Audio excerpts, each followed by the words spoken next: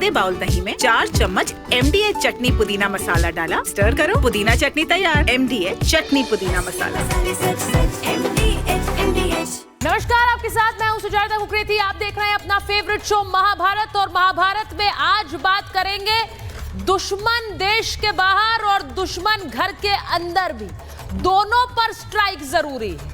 आज बात करूंगी कैसे घर के बाहर पाकिस्तान में बैठे दुश्मन पर स्ट्राइक हो रही है और कैसे घर के अंदर बैठे पाकिस्तान के जासूसों पर भी स्ट्राइक हो रही है। इसीलिए कह रही हूं दुश्मन बाहर भी और अंदर भी, दोनों पर वार जरूरी है। लेकिन शुरुआत आज एक ऐसी तस्वीर से कर रही हूं जो भारतीयों में जोश भर देगी।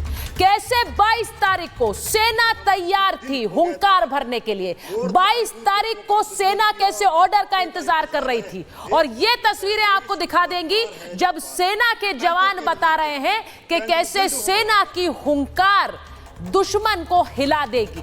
ये तस्वीर सबसे पहले देखिए। और आंखों 22 तारीख को कफन बांधा था सर पे और हौसले बड़े हथियार थे।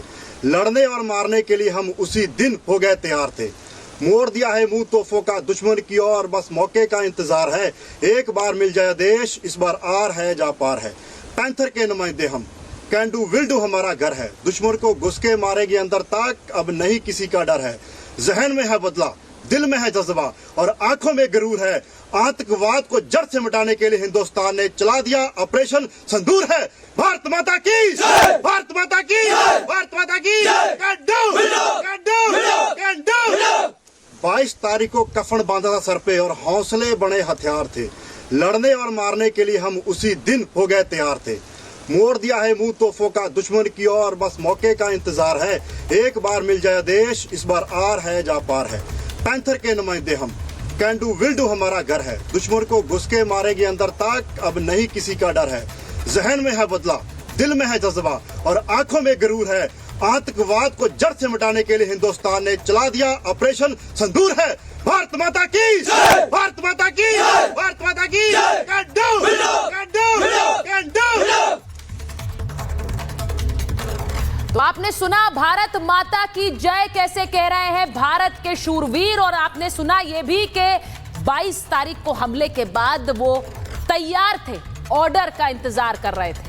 आपको आज महाभारत में सबसे पहले दिखाती हूं कि अगली गोली हाफिज शिकार तो नहीं बनने वाला है। ऑपरेशन सिंदूर का डर ही हाफिज सईद के लिए काफी था। अब पाकिस्तान में फिर जग गया है अज्ञात हमलावर और उसने अपना काम शुरू भी कर दिया है। अननोन गनमैन का शिकार हाफिज का बेहद करीबी बन गया। हाफिज सईद पर ऐसी नजर बनाकर रख दी है कि अब वो जितने दिन जिएगा इसी डर में जिएगा कि उस पर कब हमला हो जाएगा उसे पता ही नहीं। वो समझ गया है कि उसकी खबर भी कभी भी आ सकती है। आज महाभारत में बात करूंगी इसी डर की। ये डर जरूरी है, ये डर ही हाफिज को मार देगा। सेना हाफिज को मारेगी या अज्ञात हमलावर बाजी मारेगा? आज तो सवाल यह हो गया है। भारतीय सेना ने लश्कर के हेडक्वार्टर्स को नष्ट कर दिया था। वो तस्वीरें आपने देखी हैं। पाकिस्तान की मीडिया ने भी उन तस्वीरों को दिखाया। आतंक के अड्डे ध्वस्त कर दिए, संदेश दे दिया कि हाफिज हमारी रेंज में है। यह पाकिस्तान जो छाती ठोक ठोक कर देश को बताता है कि हमारी सेना कितनी जाबाज है। ISI वर्ल्ड क्लास ऑर्गेनाइजेशन है, नाक के नीचे मार के जा रहे हैं और इनको पता भी नहीं चल रहा है। सैफुल्ला जो हाफिज का करीबी आज मारा गया है, उसकी तस्वीर देख लीजिए। ये आतंकी पाकिस्तान में मारा गया और कैसे उस आतंकी के जनाजे को आप देखिए, उसमें फिर से सेना के अधिकारी और उसके शव को देखिए, कैसे उसकी लाश पर पाकिस्तान का झंडा लपेटा गया जैसे कोई हीरो की मौत हुई, कैसे कोई हीरो की शहादत हुई। ये तस्वीरें दुनिया को देखनी चाहिए। ये तस्वीरें पाकिस्तान को एक्सपोज करती हैं और ये भी बताती हैं कि पाकिस्तानी सेना भरे ही दम भर रही हो, क्योंकि इस वक्त हाफिज की सुरक्षा पाकिस्तान में बढ़ा दी गई है। वहां पर सिक्योरिटी का हाई अलर्ट है, लेकिन इन सब के बीच कैसे हाफिज का सबसे करीबी मार गिराया गया पाकिस्तान की सेना और ISI की नाक के नीचे से। आपको दिखाती हूं कि कैसे आतंकी सैफुल्ला, जिसकी तस्वीर आप हाफिज सईद के साथ देख रहे हैं, सिंध में मारा गया और इसीलिए अब डर यह लग रहा है कि अगली गोली हाफिज पर होगी क्या। लश्कर का टॉप कमांडर था सैफुल्ला और इसी के साथ साथ अज्ञात हमलावरों ने उसे गोलियों से भून दिया। पाकिस्तान सरकार ने इसको स्पेशल सुरक्षा दे रखी थी। इस स्पेशल सुरक्षा के बावजूद इसे मार गिराया गया। सैफुल्लाह की मौत से लश्कर तैयबा को बहुत बड़ा झटका लगा है। भारत में 3 बड़े हमलों का यह मास्टरमाइंड था, यह आतंकी जो मार गिराया। 2005 बेंगलुरु IISc हमले में शामिल था। इसी के साथ साथ 2006 में RSS मुख्यालय पर हमले की कोशिश की। इसके अलावा 2008 रामपुर CRPF कैंप पर भी इसने हमला किया था। नेपाल में लश्कर मॉड्यूल भी ये चला रहा था। नेपाल में इसका नाम विनोद था, इसने विनोद नाम बदल कर रख लिया था और वहां एक नेपाली महिला से शादी भी कर ली थी वहां पर बसने के लिए। अब भारत में आतंकियों की घुसपैठ करता था, कैसे फंडिंग भी कराता था, आतंकियों की भर्ती भी कराता था और इसीलिए हाफिज सईद को बहुत बड़ा झटका लगा है। तभी मैं कह रही हूं अगली गोली क्या हाफिज पर, इस पर बात करूंगी। लेकिन इसी के साथ साथ पिछले 10 दिनों में 11 जासूस गिरफ्तार किए गए। पाकिस्तानी जासूसों पर भारत ने स्ट्राइक कर दी है और यह बहुत जरूरी है। जो तस्वीरें आप देख रहे हैं उन्हीं में से एक जासूस ज्योति मल्होत्रा की। अब ये ज्योति जिनका एक ट्रैवल ब्लॉगिंग चैनल था, ज्योति ट्रैवल विद जो के नाम से अपना YouTube अकाउंट चला रही थी और पाकिस्तान को एक्सप्लोर करना चाहती थी, इसीलिए कई वीडियो उसने पाकिस्तान के डाले। लेकिन आपको बड़ी हैरानी होगी, ये जो तस्वीर आप देख रहे हैं पाकिस्तान हाई कमीशन के अंदर की तस्वीर है। ये ज्योति नाम की ब्लॉगर पाकिस्तान हाई कमीशन में स्पेशल इनविटेशन के जरिए जाती है, वहां पर हाई कमीशन की तस्वीरें दिखाती है। अब सोचिए पाकिस्तान ने इनको अपने नेशनल डे के सेलिब्रेशन में बुलाया था। नेशनल डे के सेलिब्रेशन में एक भारतीय यूट्यूबर का क्या काम है, वो वहां पर क्यों गई और किस बात की खुशी मना रही थी, मुझे नहीं समझ आता है। लेकिन इन्होंने फिर पाकिस्तान का वीजा लेकर ये पाकिस्तान भी गई, वहां के कई वीडियो बनाए, पाकिस्तान की वाहवाही करती नजर आई। ये तस्वीर देखिए, वहां पाकिस्तान में दाखिल होने के साथ ही वीडियो बनाने का काम शुरू हो गया, पाकिस्तान के लोगों से बात करना शुरू हो गया। लेकिन पूरी कुंडली अब खुलकर सामने आ गई है। गिरफ्तारी के बाद सारी जानकारी समझ कर आ रही है कि आखिर ज्योति कर क्या रही थी। मैं आपको बताती हूं कि ज्योति का जो ये कनेक्ट है ये हैरान करता है और इसीलिए आज महाभारत में पूछ रही हूं कि सोशल मीडिया इन्फ्लुएंसर्स पर नकेल कसना क्यों जरूरी हो गया है।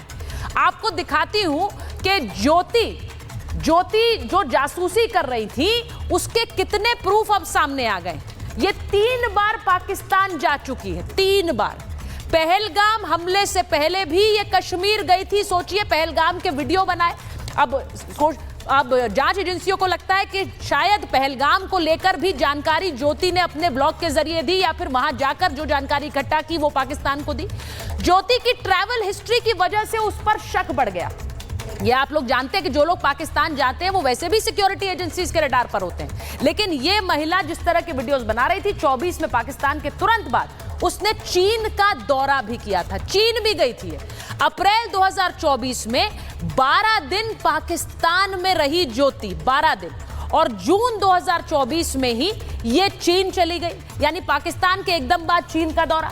चीन में भी कई जगह लग्जरी गाड़ियों में घूमती हुई नजर आई तो शक बढ़ा कि अगर एक ट्रैवल ब्लॉगर है, वो चीन चली भी गई तो इतना पैसा कहां से आ रहा है कि वो लग्जरी गाड़ियों में घूम घूम कर वीडियो बना रही है। ज्योति के खर्च को लेकर एजेंसीज को शक हुआ। इसी के बाद पाकिस्तान एम्बेसी में भी चीनी अधिकारियों से वो मिली थी, ये भी अब सामने आ रहा है। पाक रसूखदारों तक ज्योति की पहुंच कैसे बढ़ गई, क्योंकि पाकिस्तान में मरियम नवाज से भी मिलती नजर आई। वो तस्वीर भी मैं आपको दिखा रही हूं, मरियम नवाज से मिल रही है। कोई आम भारतीय वहां जाता है तो क्या वो मरियम नवाज से मिल पाएगा? पाकिस्तान में ज्योति को वीवीआईपी ट्रीटमेंट मिलना ही शक की सुई और बढ़ा देना था और इसीलिए इस पर यह स्ट्राइक हुई। पाकिस्तान में पुलिस एस्कॉर्ट में लगातार घूमती हुई नजर आई ज्योति। आज महाभारत में सवाल बहुत सारे हैं। 2 तस्वीरें आपको पहले दिखा देती हूं, 2 तस्वीरें दिखाती हूं। पहली तरफ, दोनों तस्वीरें दिखाइए। एक तरफ वो व्यक्ति जो आपको याद होगा पहलगाम हमले के समय पाकिस्तान एम्बेसी में केक लेते हुए जा रहा था। इससे रिपब्लिक मीडिया नेटवर्क ने सवाल भी पूछे थे कि पहलगाम हमले के बाद इस केक की क्या जरूरत है, सेलिब्रेशन की क्या वजह है। वही व्यक्ति ज्योति के वीडियो में नजर आ रहा है। वही व्यक्ति ज्योति के वीडियो में नजर आ रहा है। ये दो तस्वीरें आप देखिए। जो व्यक्ति केक लेकर पहलगाम हमले के बाद पाकिस्तान हाई कमीशन में जाता है, वही व्यक्ति यहाँ ज्योति के वीडियो में ज्योति से हंसता हुआ पाकिस्तान हाई कमीशन में बात कर रहा है। ये ज्योति ने खुद वीडियो अपने YouTube चैनल पर डाला था। तो ये जो कनेक्शन है, इस पर भी अब बात होगी और इन जासूसों पर भी स्ट्राइक होगी। एक रिपोर्ट पहले देखिए।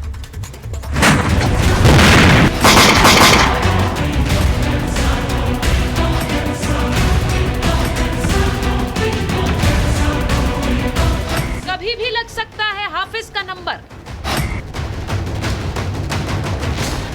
अज्ञात गोली करेगी हाफिज का शिकार। करीबी के मारे जाने से सदमे में है हाफिज सईद। ऑपरेशन सिंदूर से सहमे हुए पाकिस्तान को एक और बड़ा झटका लगा है। पाकिस्तान के सिंध में लश्कर ए तैयबा और जमात का आतंकवादी अबू सैफुल्लाह मारा गया है। सैफुल्लाह को पाकिस्तान के सिंध में अज्ञात हमलावरों ने गोलियों से भून दिया। अब सैफुल्लाह के जनाजे में फिर एक बार आतंकियों का जमावड़ा देखने को मिला। फिर एक बार आतंकी के शव को पाकिस्तान के झंडे में लपेटा गया। आतंकियों के जनाजे से पाकिस्तानी सेना को बहुत दर्द होता है। ये तस्वीरें आज फिर जग जाहिर हो गई। पर सबसे ज्यादा दर्द तो हाफिज सईद को हो रहा है, क्योंकि ये सैफुल्लाह हाफिज का करीबी था। भारत में 3 बड़े आतंकी हमलों को अंजाम दिया था। 2005 बेंगलुरु IISc हमले में शामिल था। 2006 में RSS मुख्यालय पर हमले की कोशिश की थी और 2008 रामपुर CRPF कैंप पर हमला किया था, जिसमें CRPF के 7 जवान शहीद हो गए थे। पाकिस्तान में आतंकियों का अंत ऐसे हो रहा है जैसे चूहे बिल्ली का खेल। आए दिन अज्ञात गन किसी न किसी आतंकी को जहन्नुम पहुंचा ही देती है। पिछले 2 साल में 15 से ज्यादा मोस्ट वांटेड जहन्नुम पहुंच चुके हैं। इसीलिए हम कह रहे हैं कि फिर कोई नकाबपोश, कोई बाइक वाला गनमैन या आसमान से आता सुसाइड ड्रोन कब हाफिज की जिंदगी पर मौत लिख जाएगा, कोई नहीं जानता। सरहद के अंदर देश के दुश्मनों पर भी स्ट्राइक हो रही है। देश के जासूसों पर स्पाई स्ट्राइक हुई। बीते 12 दिनों में अब तक 10 पाक जासूस पकड़े गए। जासूसों ने दिल्ली में पाक एम्बेसी से संपर्क किया। 6 ने पाकिस्तान की यात्रा भी की। ट्रैवल ब्लॉगर ज्योति मल्होत्रा से तो IG, NIA और सेना पूछताछ करेगी। ज्योति 3 बार पाकिस्तान जा चुकी है। पहलगाम हमले से पहले कश्मीर भी गई थी। पाक रसूखदारों तक ज्योति की पहुंच है। पाक में ज्योति को मिलता था VVIP ट्रीटमेंट। मरियम नवाज से भी मुलाकात कर चुकी थी। ज्योति मल्होत्रा जो कि रेजिडेंट है हिसार की, उसको हमने अरेस्ट किया। तो she was in touch with PIOs and she had also visited Pakistan multiple times. तो उसमें जैसे उसकी पूछताछ चल रही है, जो इन्वेस्टिगेशन है वो चल रहा है अभी, और जो उसके फाइनेंशियल ट्रांजैक्शंस है उसको हम एनालाइज कर रहे हैं। जो भी उनके ट्रैवल डिटेल्स हैं, कहाँ कहाँ गए हैं, किस किस से मिले हैं, वो सब एनालाइज कर रहे हैं। हम पूरी तरीके से जांच कर रहे हैं और सभी चीज़ों में इन्वॉल्वमेंट क्या है क्या नहीं है उसको वेरीफाई कर रहे हैं। और इसके साथ ही हम हमारे स्टेट की जो एजेंसीज़ हैं, सेंट्रल एजेंसीज़ हैं, उसके साथ ही हरियाणा पुलिस के साथ भी हम टच में हैं। इसके रिगार्डिंग में जब भी जैसा और इन्फॉर्मेशन जो आएगा हम गणमाध्यम के सामने उसको पेश करेंगे। गिरफ्तारी का सिलसिला अभी जारी है। न जाने कितने और पाकिस्तानी जासूस मिलेंगे। आज सीधा सवाल यह भी है कि सोशल मीडिया इन्फ्लुएंसर्स पर लगाम लगाना जरूरी है। दुश्मन मुल्क की वाहवाही करना आखिर क्यों बर्दाश्त किया जाए?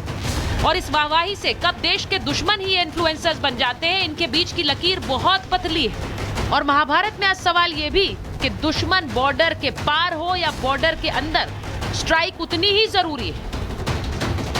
Bureau report, republic Bharat.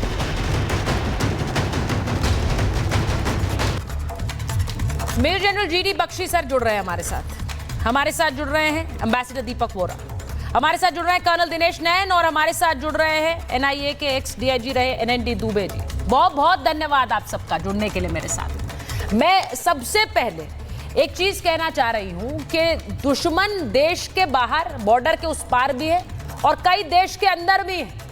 इसीलिए ये जो स्ट्राइक हो रही है, इससे खुलकर कई नाम सामने आ रहे हैं और वो हैरान करते हैं कि कैसे देश के अंदर बैठे हुए कुछ लोग पाकिस्तान के इशारों पर काम कर रहे थे। लेकिन मैं सबसे पहले आज जो एक तस्वीर आई है, GD बख्शी सर आपके पास आ रही हूं। ये जो आज तस्वीर आई, हाफिज सईद का एक और करीबी वहां मारा गया है सर। अब तो ऐसा लग रहा है कि एक गेम चल रहा है, कौन हाफिज को मारेगा? भारतीय सेना की स्ट्राइक में मरेगा या फिर वो वहां पर अननोन गनमैन के हाथों मरेगा? या फिर अब ऐसा लग रहा है कि पाकिस्तानी सेना के लिए ही अगर पनौती बन गया तो वो ही ना इसे कहीं गन डाउन कर दे। GD Bakshi sir. देखिए, अंग्रेजी में कहावत है, those who live by the sword will die by the sword. अब ये लश्कर तोयबा, ये जैश ए मोहम्मद, ये हिजबुल मुजाहिदीन, जितने भी कार्टून नेटवर्क हैं, इनमें बहुत सारे गुंडे, मवाली जो है, गैंगस्टर इनमें उन्होंने हायर किए हुए हैं।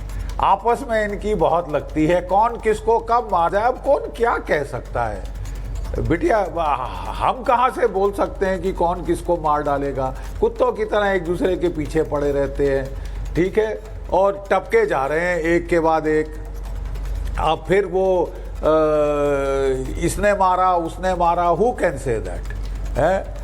लेकिन ये तो जाहिर है, जग जाहिर है कि खतरे बहुत हैं। अब हर कदम संभाल संभाल के, फूंक फूंक के चलना पड़ेगा। अब हाफिज सईद को, उसके जो कार्टून नेटवर्क के और मिकी माउस और मिनी माउस वगैरह जो भी हैं, इनको बहुत संभल के चलना पड़ेगा, क्योंकि इनके दुश्मन बहुत हैं। ठीक है साहब, इनके दुश्मन बहुत हैं और ये लोग तो बड़े बाल बचे हैं।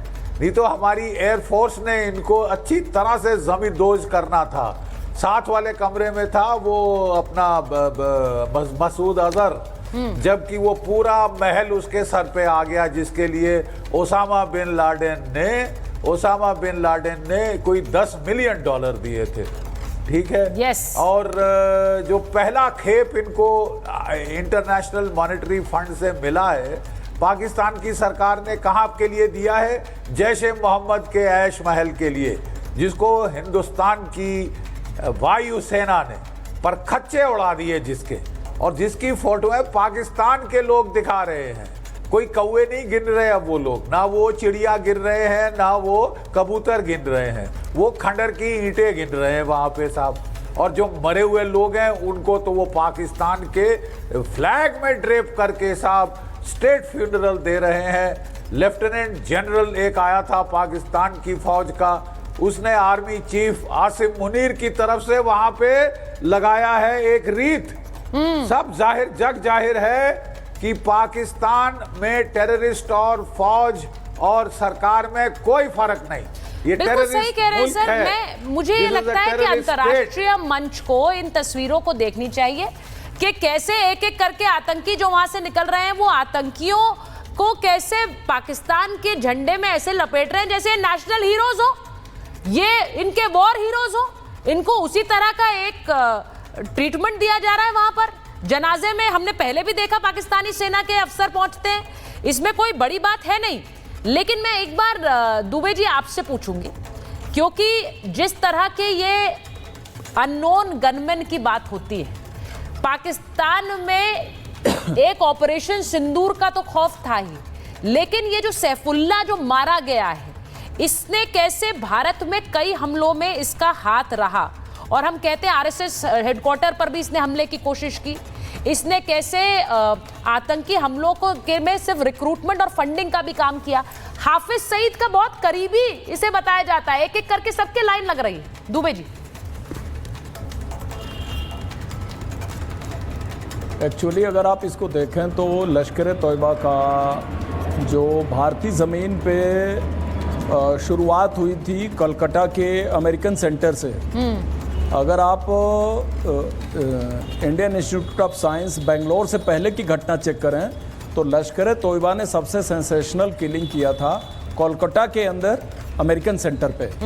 और ये 2000 का पीरियड वही है जिसमें सैफुल्ला नेपाल में जो नेपाल का डेस्क है उसको हैंडल कर रहा था। हाँ। और आपको मालूम है कि 1999 दिसंबर में IC-814 की टोटल हाईजैकिंग नेपाल एम्बेसी ने एग्जीक्यूट किया था। नेपाल में जो पाकिस्तान की एम्बेसी ने एग्जीक्यूट किया था, उनके फर्स्ट सेक्रेटरी के सरकारी कार में पूरे एक्सप्लोसिव और साजो सामान जो IC-814 में आतंकवादियों के लिए रखे गए थे, उनके सरकारी कार में टारमैक पर लाए गए थे। तो अगर काठमांडू डेस्क पाकिस्तान इस सैफुल्ला हैंडल कर रहा था 2000 में, तो दिसंबर 99 के मॉड्यूल का भी ये हिस्सा था। और उसके बाद जो अबू अनस ने वो टेरर मॉड्यूल लीड किया था जो आरएसएस हेडक्वार्टर पे, जिसमें तीनों टेररिस्ट बाहर मारे गए थे। तो वो भी उसका भी यही हैंडलर था। उसके बाद आपको पता है Indian institute of science Bangalore, जिसमें आईआईटी दिल्ली के प्रोफेसर पुरी साहब मारे गए थे, इसी दिल्ली से गए थे। वो दूसरा अटैक था अमेरिकन सेंटर के बाद वाला इनका। आरएसएस हेडक्वार्टर के अटैक के बाद लास्ट में रामपुर, जो इनका ग्रुप सेंटर है सीआरपीएफ का, रामपुर ग्रुप सेंटर में भी इसका हाथ था, जिसमें एक उत्तर प्रदेश का भी टेररिस्ट था, जिसका कि 26/11 मुंबई अटैक के बाद भी उसका, आपको ध्यान होगा, इन्वेस्टिगेशन में उसका नाम आया था। तो जो ये टेररिस्ट मारा गया है सैफुल्ला, सिंध एरिया में मातली से अपने घर से निकला ही था और 3 अननोन गनमैन ने इसको लुढ़का दिया। तो ये देख के बड़ा अच्छा लगा कि ये लश्कर के टेररिस्ट अभी तक तो ऑपरेशन सिंदूर के टारगेटिंग किलिंग से डरे हुए थे। लाइन ऑफ कंट्रोल में इनको हम बिल्कुल तैयार हैं इनका वेलकम करने के लिए, इंटरनेशनल बॉर्डर पे तैयार हैं। और ये अपने देश में ही सिंध में भी सेफ नहीं है। नहीं, बिल्कुल सही है, और सेफ होना भी नहीं चाहिए सर। 3 आदमी मैं तो ये कहती हूँ जो इन्हें मार रहा है बहुत अच्छा काम कर रहा है, पूरा चैप्टर खत्म हो गया। भारत के लोगों की भी बहुत दुआएं ले रहा है, जो मार रहा है अच्छा काम कर रहा है इस धरती से, हमारे वांटेड टेररिस्ट में से नंबर कम कर रहा है। इस धरती पर ये बोझ चाहिए भी नहीं, जो इनका सफाया कर रहा है वो बोझ हटा रहा है, बहुत अच्छा काम कर रहा है। मैं बार बार ये कहती हूँ। मैं एक चीज और आज देखिए, बहुत इंपॉर्टेंट ये बात है कि पाकिस्तान ने जो एक तरह से इन्फिल्ट्रेट जासूसों के रूप में करने की कोशिश की, कर्नल नैन बैठे हुए हैं, एम्बेसडर वोरा बैठे हुए हैं और बहुत जानकार लोग हैं आप। मैं इसलिए बोलती हूँ क्योंकि ये इन्फिल्ट्रेशन, ये इस तरह से जासूसी कराने के लिए कैसे ट्रैप करते हैं, फॉरेन सर्विसेज में जो लोग हैं उन तक को किया है, हमने पहले इतिहास में देखा है। मैं एक बार जरा बड़ी खबर बताऊंगी, उसके बाद आ रही हूँ। जासूसी कांड, गिरफ्तार ज्योति से पूछताछ जारी। एनआईए मिलिट्री इंटेलिजेंस की टीम उससे पूछताछ कर रही है, अलग अलग एजेंसियां ज्योति से पूछताछ कर रही हैं। अब ये ज्योति मल्होत्रा ट्रैवल विद जो नाम का जो एक यूट्यूब चैनल चला रही थी, उसमें उन्होंने पाकिस्तान हाई कमीशन की पूरी तस्वीरें दिखा दी। अब सवाल ये है, एम्बेसडर वोरा, मैं आपके पास आऊं उससे पहले कुछ इंपॉर्टेंट क्वेश्चंस हैं जो आज मैं पूछ रही हूं, और वो सवाल यही है कि इस तरह की जो सोशल मीडिया है उस पर क्या नियंत्रण जरूरी है। इसलिए पूछ रही हूं क्योंकि सोशल मीडिया पे बहुत सी संदिग्ध गतिविधियां हैं, इन संदिग्ध इन्फ्लुएंसर्स पर शिकंजा जरूरी है। सवाल यह भी है कि दुश्मन मुल्क की वाहवाही कर रहे हैं ये लोग और उस पर इनको व्यूज मिल रहे हैं, ये हम क्यों बर्दाश्त करें। भाई आप पाकिस्तान हाई कमीशन की तस्वीरें दिखा रहे हैं कितना सुंदर लग रहा है, वो सजा हुआ है, पाकिस्तान नेशनल डे को सेलिब्रेट कर रहे हैं आप, इसकी जरूरत क्या है। एम्बेसडर वोरा, ये सब मैंने इनके वीडियो में देखा है। पाकिस्तान नेशनल डे पर ये इतनी खुश हो रही थी कि ऐसा लग रहा था कि अपने देश का कोई सेलिब्रेशन हो। मुझे उससे आपत्ति नहीं है, अब बतौर एक यूट्यूबर इन्होंने जो भी किया है, लेकिन इन्होंने देश के साथ गद्दारी की। और ये जो ट्रैप करते हैं ऐसे लोगों को, एम्बेसडर वोरा आपने तो इसके बारे में हमारे जरा दर्शकों को बताइए, ये कैसे ऐसे लोगों को चिन्हित करते हैं कि ये लोग पाकिस्तान के लिए स्पाई करें, गद्दारी करें अपने मुल्क के साथ। एम्बेसडर वोरा। बहुत धन्यवाद ma'am, thank you very much. अभी मैं 2 विशेषज्ञों की बात सुन रहा था, I can't disagree, absolutely accurate, और जो आपने रिपोर्ट पेश की है दैट इज ऑल्सो फिनोमिनल। जो मैंने देखा है अपने करियर में, मैम कई देशों में आपका रात दूस रहा हूँ और कुछ कभी कभी ऐसे मामलों में भी इन्वॉल्व था, तो हम लोग देखते हैं कि 3 चीजें होती हैं। पहले लालच होती है पैसे की, और उसके लिए तो बहुत से लोग फंस जाते हैं। दूसरा मैम आप क्षमा करेंगे, इसको फिर हम कहते हैं रिवर्स हनी ट्रैप। हमारी भी एक डिप्लोमेट होती थी माधुरी गुप्ता, 2010 में वो इस्लामाबाद में हमारे हाई कमीशन में पोस्टेड थी, तो उनका भी केस बड़ा मशहूर हुआ था। वो किसी मच यंगर पाकिस्तानी एजेंट के शिकंजे में फंस गई थी, and then they developed a romantic relationship, ये हुआ वो हुआ, अल्टीमेटली वो वापस आई और कुछ साल पहले उनका निधन हो गया। सो दैट केस चलता रहा, जो जानकारी मिलनी थी मिल गई, बट दैट लेडी डाइड। और एक तो ये होता है कि जो रिवर्स हनी ट्रैप, एक पैसा। तीसरा होता है मैम, ये जो एक नया प्रोफेशन बन गया है, इन्फ्लुएंसर्स। 10 साल पहले तो मैंने कभी सुना नहीं था सोशल मीडिया इन्फ्लुएंसर्स क्या होते हैं। तो she was on a high, कि इतने सारे मेरे लाइक्स रहते हैं, इतने मेरे सब्सक्राइबर्स हैं, मैं वहां जा रही हूँ, इधर जा रही हूँ। एक वीडियोग्राफर अपने साथ ले जा, she must have taken somebody with her to the Pakistan high commission, जो ये सारी फोटो उसकी खींच रहा था, पाकिस्तान के अंदर खींच रहा था। देखिए उसका चेहरा कि मैं तो बेगम हूँ, मैं तो रानी हूँ, मुझे कोई हाथ नहीं लगा सकता। We call this the social media high. ये हाई पे थी, अब पता नहीं you know how what was the reason for it. But जो आपने बिल्कुल सही कहा है कि जो इंटेलिजेंस एजेंसी होती हैं, चाहे हमारी हो, चाहे CIA हो, चाहे रशिया की हो, चाहे कहीं की हो, वो देखती हैं कि वीकनेस क्या है व्यक्ति की और किस तरह से उसको पकड़ते हैं। I don't mind telling you, in my own career जब मैं यंगर ऑफिसर था, कुछ लोगों ने कोशिश की थी, बट हमारे को ट्रेनिंग दी जाती थी, इमीडिएटली जाके अपने सुपीरियर को बोलो, देखो जी ये ऐसी चीजें कह रहा है, एंड देन यहाँ कॉन्टैक्ट को ड्रॉप करो या डेवलप करो, जो भी सरकार का फैसला होता है। So one thing is ma'am clear, इस औरत को अब जो सजा मिले, क्योंकि अब पकड़ी गई है, अब लोग कहते हैं एकदम क्यों नहीं पकड़ा।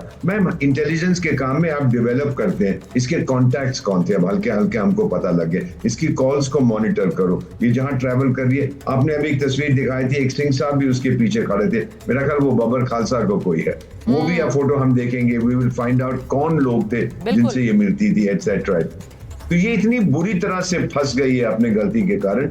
अब ये जब अभी तक आई होप इंटेंसिव इंटेरोगेशन में अब ये पूरा गाना गाएगी, और जो इसके साथी थे मैम, क्योंकि इसका नेटवर्क फैला हुआ था, वही जो हमने मॉनिटर किया, ये देखिए इसकी तस्वीर आप दिखा रहे हैं, this is a high, this is an emotional high. और इसमें शातिर से, चाणक्य ने भी यही कहा था, शातिर से शातिर भी जो चोर होता है वो कोई सुराग छोड़ जाता है। ये सुराग अपने वीडियोस जो अपनी पब्लिसिटी कर रही थी, ये सारे वीडियोस इसने कुछ डिलीट भी कर दिए थे, लेकिन लोगों ने डाउनलोड कर रहे हैं। तो अब ट्रैवल विद जो ये हो गया कि it will become tragedy for, वो देखिए वो जो पगड़ी पहन के पीछे खड़े हैं, it will become tragedy for जो, अब देखेंगे क्या होता है इसमें। नहीं, और आप अगर मरियम नवाज से मुलाकात कर रहे हैं, क्या हर कोई मरियम नवाज के साथ मुलाकात कर सकता है कि पाकिस्तान जाकर? पहली बात तो पाकिस्तान जाना ही अपने आप में सवाल खड़े करता है कि आप पाकिस्तान क्यों जाएंगे।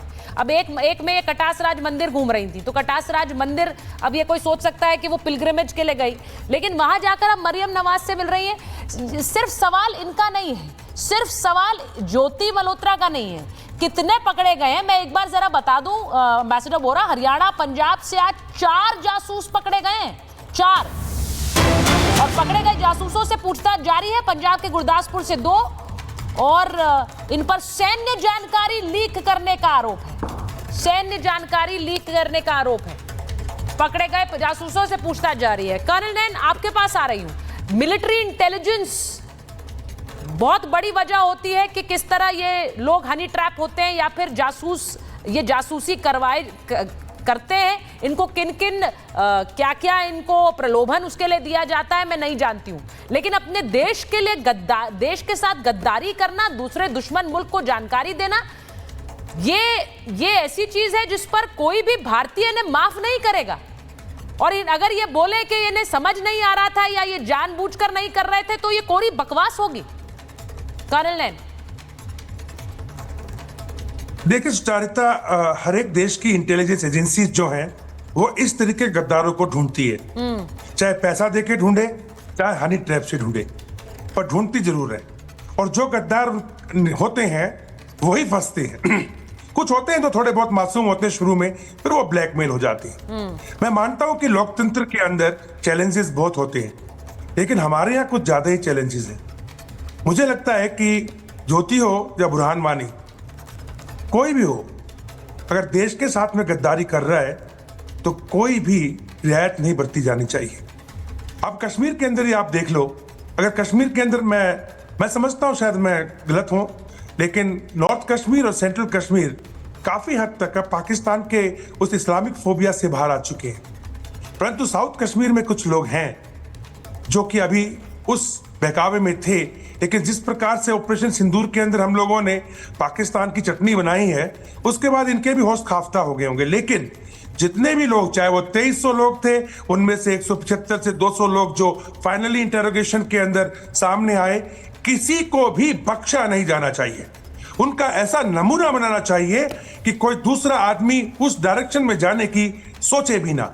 रही बात पाकिस्तान की, सुधारता अगर आप इजाजत दें तो देखिए, पाकिस्तान की सेना और आतंकवादी हाफिज सईद हो, मसूद अजहर हो, सनाउल्लाह हो, इन सब के साथ में इनकी जो बारात है उसकी पूरे के पूरी परतें खुल चुकी हैं। आपने देखा भावलपुर में क्या हुआ, मुरीदके में कैसा हुआ, कैसे इन लोगों ने सल्यूट मारे हैं, कंधों पे उठाया है, झंडों में लपेटा है आतंकवादियों को पाकिस्तान की सेना ने। मेरा मानना है एक ने वर्दी पहनी हुई है और एक ने नहीं, बल्कि मैं तो ये कहूंगा सुचारिता, कुछ लोग, कुछ क्या काफी संख्या में लोग, चाहे वो लश्कर तैयबा में हो या फिर जो है आपका जैश ए मोहम्मद में हो, ये लोग फौज के रिटायर्ड या फौज से शिफ्ट किए हुए कमांडोज लेवल से लेकर के काफी हद तक ट्रेंड लोग होते हैं जो यहाँ जाते हैं। अब ये देखा नहीं आपने कराची के अंदर ये सभी के सभी आतंकवादी अपनी पाकिस्तानी सेना के, we are proud of Pakistani सेना का झंडा लगा के कितनी बड़ी संख्या में आए थे, कितनी बड़ी संख्या में। हाफिज सईद नहीं गया वहां पे, ना ही उसका सपोला वो तलहा सईद गया वहां पे, लेकिन वहां पे जो लोग गए और जितने मौलाना गए, हमने उनको यूट्यूब में भी कई बार देखा है और बाकी जगह भी क्या क्या बड़ी बातें कर रहे थे। हमें पहले बताया होता तो ग्राउंड भर जाता लाखों से करोड़ों से। ये इस्लामिक जो सोच है, ये सुचारिता पाकिस्तान की सेना और आईएसआई ने इन लोगों के माध्यम से उन गरीब, ये जो सेना जो खुलकर कह रही है कि हम जिहाद करते हैं, हम जिहादी सेना है, उनके ऊपर कोई भरोसा किया जा सकता है क्या? जो और ये प्रोफेशनल आर्मी है ही नहीं, ये हमने पहले दिन से हम कह रहे हैं।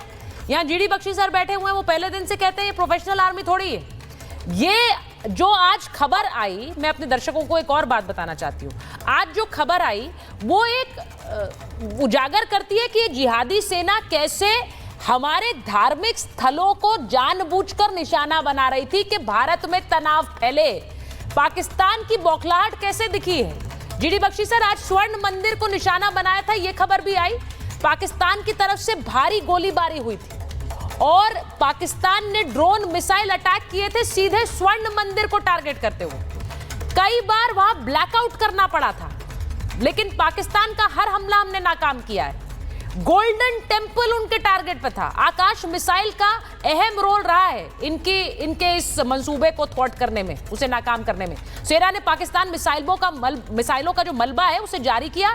पाकिस्तान की बौखलाहट अब साफ नजर आती है। सर, आपने देखा वैष्णो देवी पर भी इन्होंने टारगेट करने की कोशिश की थी, वहां पर भी लाइट्स ऑफ की गई थी, वहां पर भी थ्वार्ट किए गए इनके इंटेंशंस।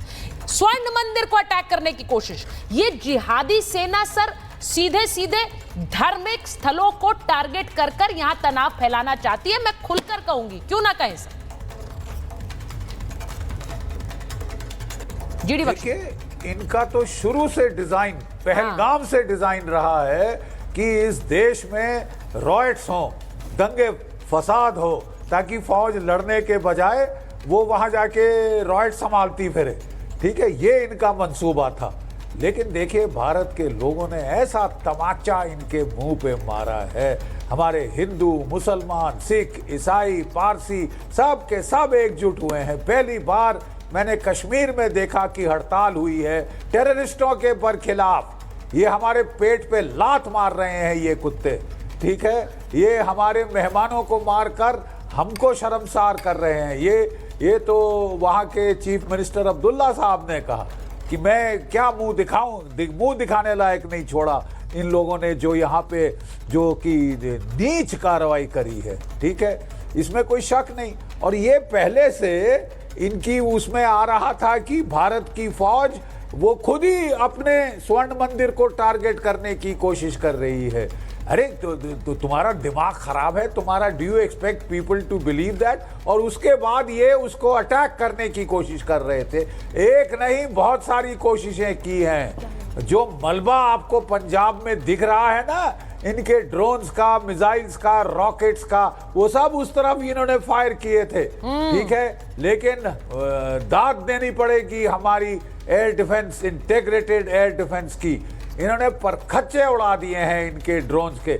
600 ड्रोन्स मार गिराए गए हैं। 600 ड्रोन्स। नहीं तो इनके कुत्ते कमीने इरादे, नापाक इरादे जो थे, वो तो बेचारे यहाँ पे हरमंदिर साहब के ऊपर वार करने के थे और किसी तरह से ये नाम लगाओ भारत का, ताकि यहाँ भी जो है दंगा फसाद हो, यहाँ भी आक्रोश फैले भारत के बरखिलाफ।